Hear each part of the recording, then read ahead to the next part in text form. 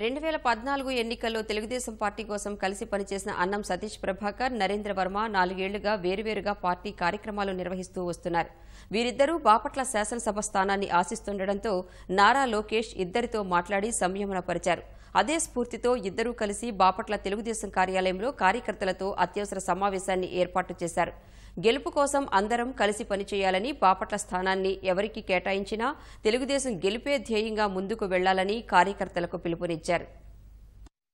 ముందున్నటువంటి లక్ష్యం, మా ఆశయం, మా ఆలోచన, మా కర్తవ్యం 2019లో తిరిగి నారా చంద్రబాబు నాయుడు గారిని ఈ రాష్ట్రానికి ముఖ్యమంత్రిగా చేయటం అనేటువంటిది ఈ రాష్ట్రంలో ఉన్నటువంటి ప్రతి ఒక్క తెలుగుదేశం పార్టీ కార్యకర్త ముందున్నటువంటి కర్తవ్యం, లక్ష్యం.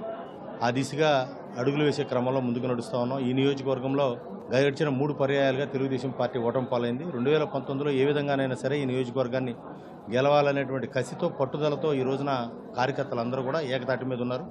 ఎక్కడా ఎటువంటి చిన్న అనుమానము, అపోహ లేకుండా, నాయకత్వంలో ఏ విధమైన చిన్న కమ్యూనికేషన్ గ్యాప్ కూడా లేకుండా అందరం కలిసికట్టుగా పనిచేయాలనేటువంటి తీర్మానానికి, అభిప్రాయానికి నారా లోకేష్ గారి సూచన మేరకు అంతా కూడా ఒక పద్ధతి ప్రకారం ముందుకు నడుస్తూ ఉన్నాం.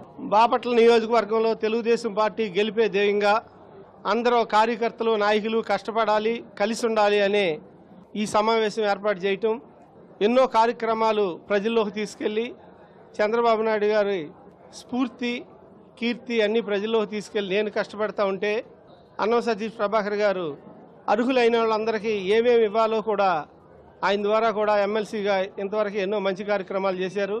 రేపు రాబోయే కాలంలో సీట్లు, ఓట్లు అనే తేడా లేదు, తెలుగుదేశం పార్టీ ఒకటే ముఖ్యమని భావిస్తూ ఎవరికి బీఫామ్ ఇచ్చినా కూడా తెలుగుదేశం పార్టీ ఇలాగే ఉంటుందని మరొకసారి తెలియజేస్తూ ఎప్పుడూ కలిసి పనిచేస్తామని మనస్ఫూర్తిగా నేను ఈ సందర్భంగా తెలియజేస్తున్నాను. జై తెలుగుదేశం.